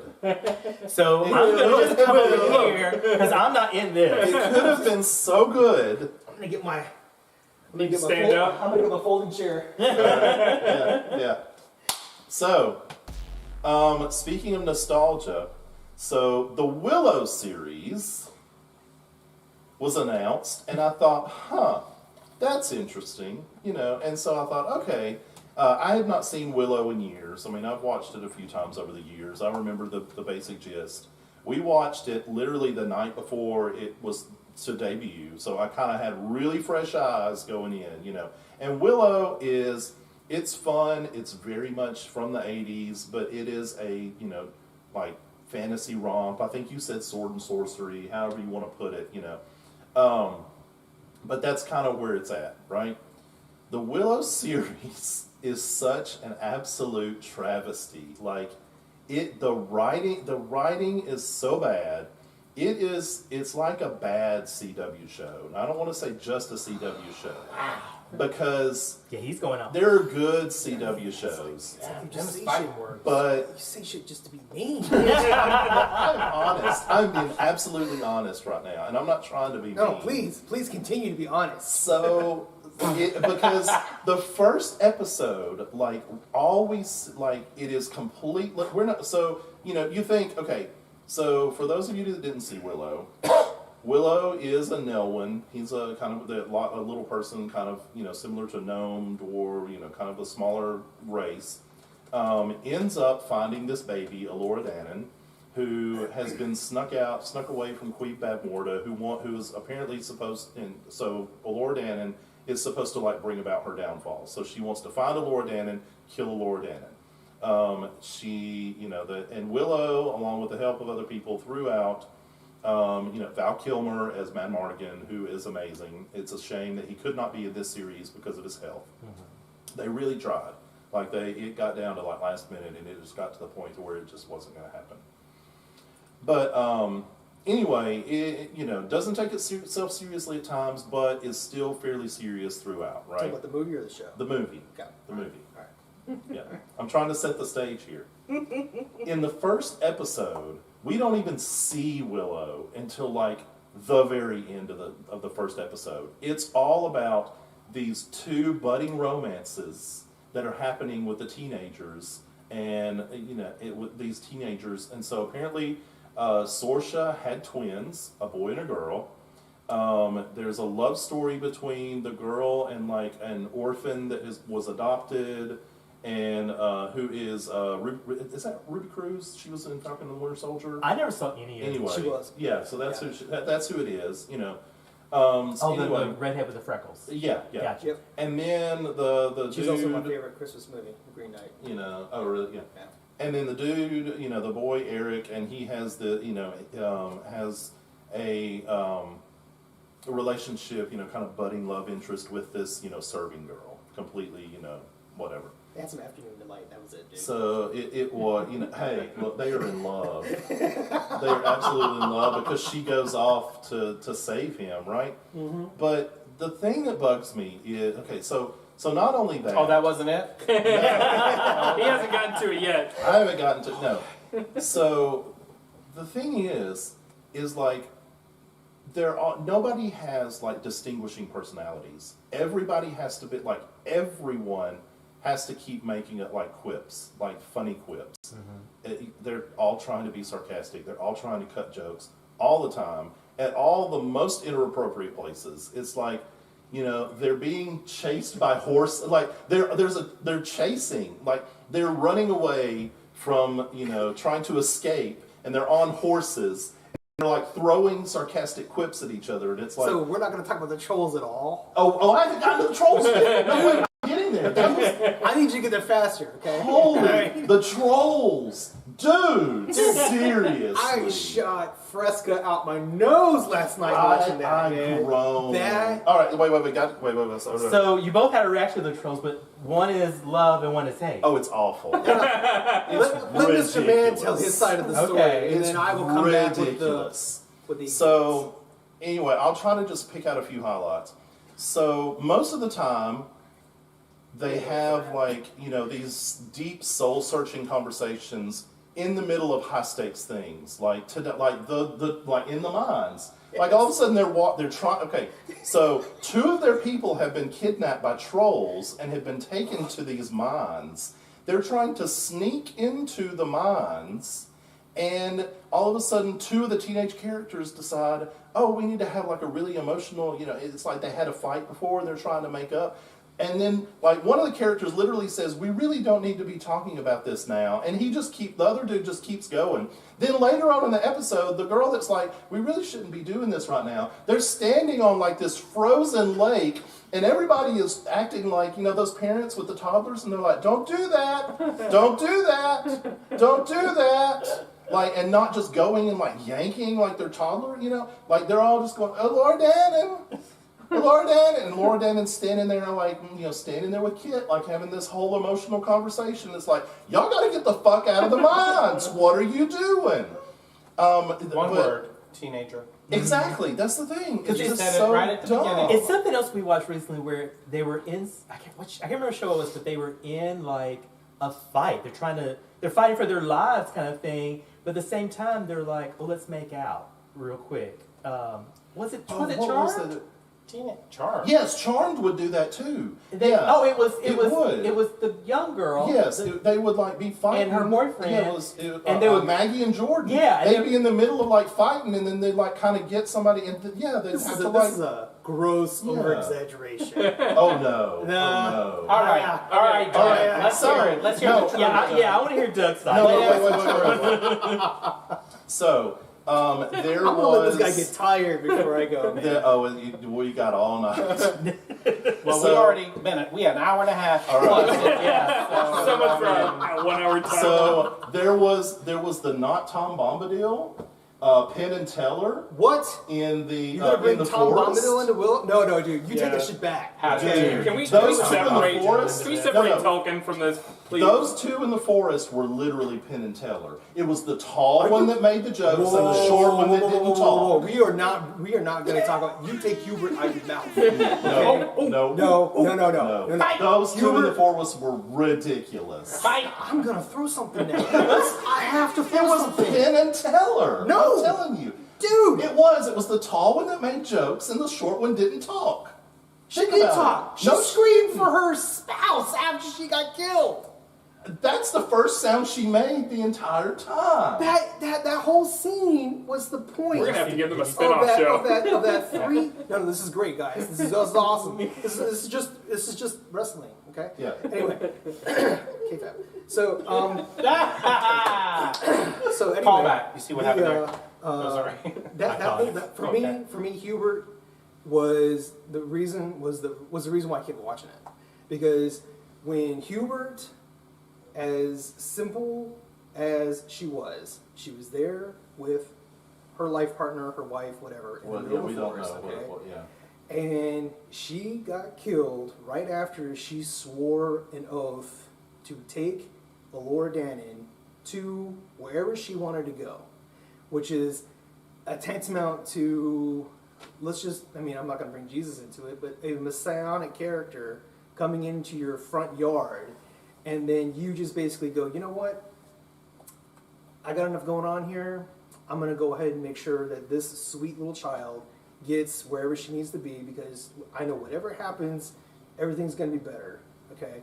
And then, like, she actually did a pretty good job beating up dude, and then she just took too long to be proud of herself, and then got waxed. Yeah. So Hubert's, like, innocence is like a major theme. Okay? I love that innocence of it. Okay? You read this So- too. It's not that deep. It is that deep. It is that deep. She walks. Okay, first of all, that whole show was dark as fuck. Okay, you couldn't see nothing until Elora Danan got onto Hubert and oh god. I don't know. Yeah. Anyway, their property. Okay. Right. Yeah, I'll agree. Yeah, And it they're was just dark. and they're, You and they're couldn't just see and they're just having tea and chopping wood. Okay, that's all they're doing. Like okay? you do. And it's great, okay. And I'm sitting there going, this is like a show inside of a show. And Elora Danan's going to do all this stuff, and then you feel like Hubert and her wife is going to be like another add on to the thing, and there'll be some plucky comic relief along the way, and then because we need more of that because we haven't had any at that point yet, right? Well, I mean, to be honest with you, I feel like it was different because it would have been too much comedy. But the fact of the matter is the second Hubert swore the oath and it got serious, and she got down on her knee, like they do, like you're supposed to do in chivalric romances, it was out of Arthurian legend, okay, and it was completely appropriate. It was like Gawain finding the Green Knight. No, the Grail, Yeah. or I think it was Gawain. Anyway, that guy who found who found The Grail one. Okay, and so Hubert wanted to protect this person. Okay, and her wife was going to go with her, and she thought it was going to be like a thing. Okay, now she overestimated a little bit of this, that, and the other, and Elora Danan had no respect for what she was doing by telling those two women that story. She actually put them in danger. And then, I don't know if you realize this, but she makes reference to those women's death from that point on. We're on episode, 6 now, I think? Something. Yeah, I can't remember. Yeah, five or six. And there is a comment she makes in every single episode about those women's death. So every single person that gets hurt or whatever, it starts whenever Hubert and her wife gets killed. So no one else needs to die. The whole thing with Graydon, when he's like about ready to bite the bullet and all that, Where she basically- almost makes out with him, but just sucks it out of him, and it like goes out the back of her and into the okay. So wherever. you're going to talk about that, but we're not going to talk about like Snow White or Cinderella or Sleeping Beauty. Yeah, I think those are ridiculous too. I mean, okay, so I'm totally lost now. I can't help you with fairy stories. Okay, It's just like I know the fairy stories. I just don't know what y'all are talking. Does that No, come up in so- Willow? Yeah, no. So that's an one of oversimplification. She does not actually go down to kiss him. she actually almost does. Well, she has to get that close because that's the only way she knows how to actually use her magic. She has no idea how to do magic. Yeah. Can I just ask, from an outsider looking into this conversation, did y'all actually like the original Willow? Yes. So y'all both like the original Willow. Oh, I thought the The original new was show good, is yeah. different than the original Willow. I actually You hate it, you love it. I actually prefer This over the original? the show over the movie, except for Val Kilmer. I miss the fuck out of Val Kilmer. Yeah. Borman's not cutting it as much. Oh no, you know. Well, So, see, there you go. You can well, at here's least my agree one on something. question. Right. From your perspective, it sounds like the show is serious and has stakes, and from yours, it sounds like it's a farce. It What is. is Tell them the reason, Lucas. What? Which You- one? you I mean, know I the have reason. lots of reasons. You know the reason. The one that they all speak very modern. There we go. So Also- it's like you're it's missing- like you're- they you're all missing the other speak one. very very modern. Is it the soundtrack? Yeah. Oh, I haven't gotten there yet. Yeah, the pop music drives me up. Oh my too. god, I love it. So no, seriously, this is bullshit. Like we get at the end of the first episode, and all of a sudden a pop song comes on, and I mean we're talking like Hold on. Oh, modern Yeah. pop. What to do? Is it like So- a no Like pop Rihanna? song? Like- Yeah, like oh no, It's so a cover. then the one, yeah. So then we get a little further on. Well, then they, of course, they end up having to go to Knockmar, which is like the evil castle in Willow where Beth Morda was, right? So like the Right. end of this episode, we're coming up. We're sitting here, like they're like, oh, we got to go to Knockmar, and they're all standing there, thunder, lightning, ooh, like Inner Sandman. Fucking love And it. fucking, and not Metallica Inner Sandman, like a really shitty cover of Inner Sandman. Okay, so hold on. Like, starts Okay. playing. Hold on. Then there's hold an on. episode. I'm going to stop you there because I'm going to protect you from yourself because you're about ready to say some stupid shit. So every single pop song that has been on the show has been by women, for women. Okay, every single fantasy thing that we've talked about, Lord of the Rings. By Men for Men. Thank you. It's been a sausage It's not fest. for you.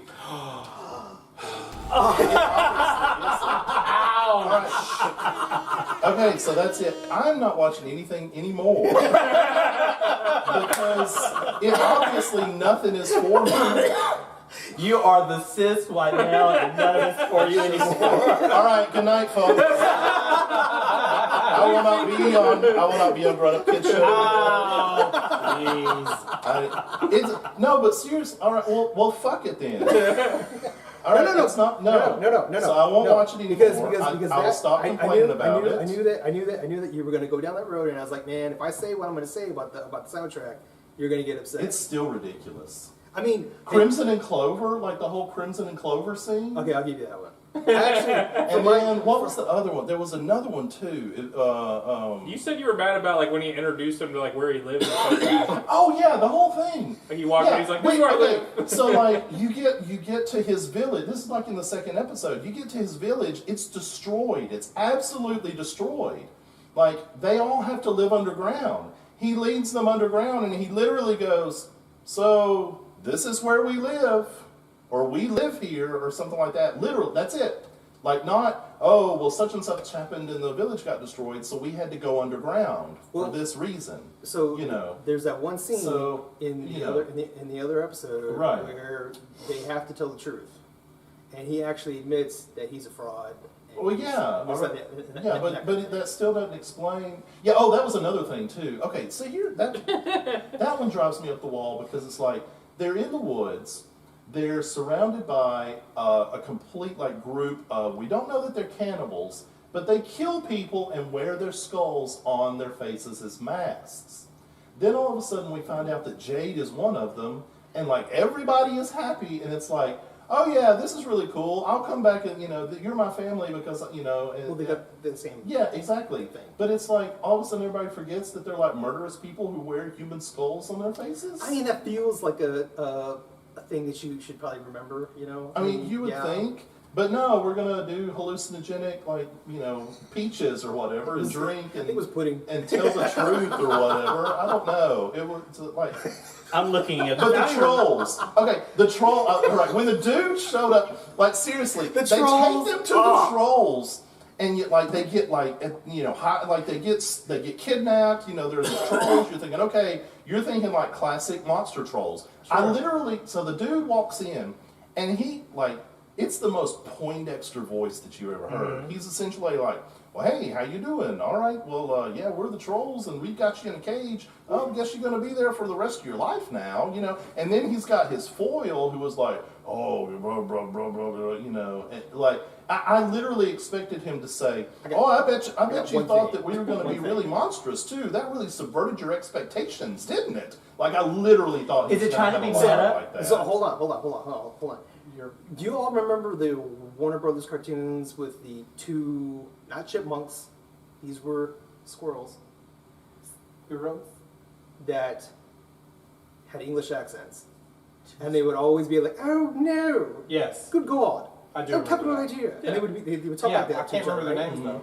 That's Michael why Jekyll. I shot. Yeah, that's why I shot Fresca out my nose because I'm sitting there going, "Oh my God, they're doing the bit. They did the thing." It's ridiculous. It's Okay, perfect. all right. So, if I've seen the original, it has been so long And I've never seen the original. that I can't remember anything about it. Okay, and I've not watched the show. My question is the original? Did it or did it not have a tongue-in-cheek, humorous It did. kind of It had flair to it? It Val had Kilmer- certain characters. Val Kilmer was killed that. was the comedian. Yeah. Val Kilmer was But no the one comedy. else made There was No this- one else. Everyone else played it straight. My favorite. That's the scene- thing. That's how comedy works. When everybody's a comedian, comedy doesn't work. You're need right, a you're straight right. guy and a foil. And Mad Mardigan's the foil. In this series, everybody's trying to be the foil. Well, There are no straight men. I mean, you can't live in a world without straight men. Yeah. Sounds like a perfect world You know, to me. I'm kind of waiting for Rashad to be over here to be like, I turned off the recording like an hour ago. You guys, y'all just been arguing on the couch for the last. I just want to go and defend myself and say, I'm not homophobic or misogynist. no. Like, that's not You the are canceled, reason sir. I'm No, on actually, the show. Lucas's point of view is exactly what the internet says, exactly what the world says. The only person in this entire world who seems to actually give a shit about Willow is this guy. Okay, so I'm like the only one. Facebook hates it. I think Reddit hates What's it. the Rotten Reddit- Tomato Reddit- score? Rotten Tomato hates it too. Yeah. I mean, If I like it, What about the Tomato hates wand? Can we talk about the wand? Which part? How she like dropped it and then she just magically stepped on it. I knew it was going to be something like that. I literally thought it was going to like drop on Willow's head and he would be like, "Oh shit, Linger's wand. What is it doing here?" I thought Cool Breeze was gonna find it while he was cleaning up troll I shit. guess. That's I mean, what what's I'm like, it's so ridiculous. Oh, is it time? we Are gotta done? wrap stuff up. We gotta get the All right. books. Anyway, yeah, we'll Time we to can live. continue this later. So, in other words, When the it's very finale, divisive. Willow, watch it. in other Don't words, watch nothing is for Lucas. Lucas can't enjoy like That's modern. not But true. actually, It's not true. as he Lucas said, like you Andor, are like actually sharing Prodigy. the opinion of most No, people on this you one. really are. You really are. Apparently, everyone's hating on Willow, everybody except for hates it. Doug. Everybody hates All right, so my blip is keep an eye out for Mayfair Witches. It does premiere January. I want to say the 6th. Not sure. AMC. It's part of the Immortalverse. And mine is following the travesty that was Dark Crisis. A new Titans team is going to be formed. They're going to be based in Bloodhaven with Nightwing. They're going to set up a headquarters there, and they're going to act as the de facto new Justice League of America. Yeah, mine is Witcher Season 3 coming out early next year. I don't have an exact date yet. I would say don't bother watching Blood Origins if you haven't. You're not missing anything. Except for honestly. Michelle Yeoh, who's amazing. Michelle Yeoh, that's the only reason I watched it. 7% on Rotten Tomatoes. It doesn't follow anything from the books. They just made up their own origin story I to haven't the whole seen it, Witcher yeah. series, which I didn't like. So, but yeah, Season 3. Hopefully, it's not as bad as it seemed to sound with Henry Cavill leaving. But Doug. So Spider-Verse is coming up pretty soon, so we got to see our guy Miles. We got New Gorillas coming out in February because I'm touched. And then my South Korean stories on Netflix in June, coming back with Squid Games. So yeah, it's gonna be great. It's gonna be awesome. Rashad. Oh, bye. shit. I don't have any. Oh, Yeah, you I do. do It's right have there. something. Ooh, let me go to the camera. Ooh, wait. There I am. Don't forget to watch The Last of Us on HBO Max. It starts January next month. It's based on a video game, PlayStation video game. Kind of zombie-esque, but not really. It's really about the story-driven, the character-driven story. So give it a try, give it a watch. I think it's going to be pretty good. It's got A lot of good people in it. what's his name? Mandalorian. Pedro Oh, Pedro Pedro Pascal. Pascal. And the girl that plays Little Mormont in Mhm. Game of Thrones. Yep. So a Lady bunch of good Mama. people in there. Make sure you watch it. Give it a try. Hopefully it's real good. It's got Ron Swanson. Yep. Him too. Mm. Do you have a blip? Oh, I got nothing else. Yeah. All right. No blip. Well, yay, this has been fun. I'm so glad to see y'all again. And We're we glad did to it be back. in just under 2 hours. And it won't be 2 years and 0.75 years. 2.75 Yeah, years. 2.75 years later. So, Hopefully. Hopefully. All right. so long. Peace. Farewell. Yeah. Are we out?